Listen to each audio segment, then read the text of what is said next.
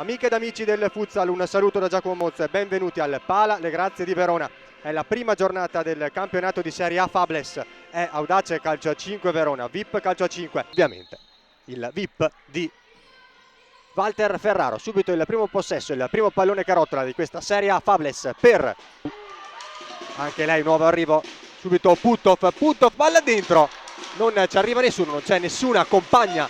Siamo entrati ora nel terzo con la scodellata di Zandona verso De Angelis, che supera in velocità De Angelis, che trova il gol dopo poco più di 2 minuti di gioco. Esulta sotto lo spicchio dei tifosi più accesi, con Troiano ovviamente sul punto di battuta. Parte la 11, Troiano che buca barriera e portiere, firma l'immediato pareggio. Jessica Troiano, 2 minuti e mezzo, 1-1.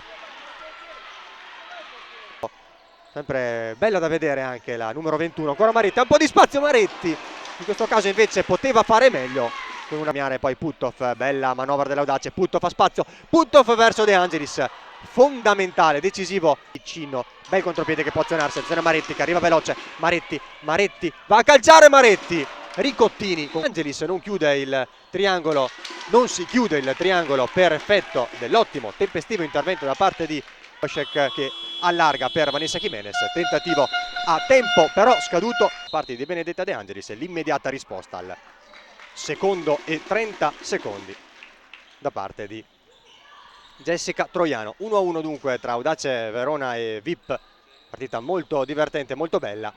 Jimenez che cerca la palla verso Salvador, non tocca la 14 maglia gialla e va a calciare, parte lei, ha respinto sulla linea De Cao se non vado errato. 14:49 al termine del match, ancora Chiara Dia, ancora potente Chiara Dia con uno verso Fernandez che controlla bene, si rialza, serve Chiara Dia, ancora Fernandez che trova a 13 minuti e 50 secondi dal termine del match il meritato, a mio avviso meritato vantaggio per la VIP. Jessica Fernandez 1-2. Accontentarsi, Salvador, ha parato Verdù, poi Kubashek, ancora Salvador che in qualche modo raggiunge Pomposelli, Ricottini in corner e quindi Verdù che può uscire. 8:50, De Cao riceve da Zandona, calcia centrale, mezzo pallone perso da Troiano, Pomposelli, De Cao, ancora Arianna Pomposelli che va a depositare in rete, il più facile dei gol, è 2-2 a 7:37 per l'Audace Verona che va con Arianna Pomposelli ad ottenere il pari. Il gol del pari dunque nel corso del 13° minuto di gioco, firmato da Arianna Pomposelli.